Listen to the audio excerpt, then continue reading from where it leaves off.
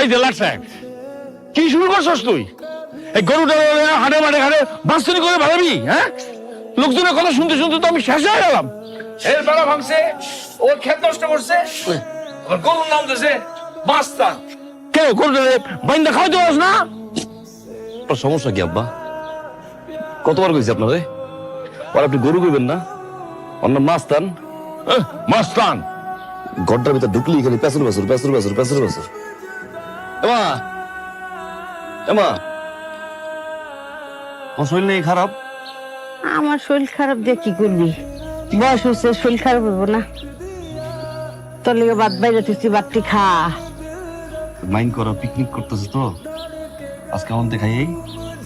বাজান রে, তোর মাস্তান রে নিয়ে আর বেশি মাস্তান রে করিস না। তোর বাপ কইলাম খালি বহে। যাও, যা।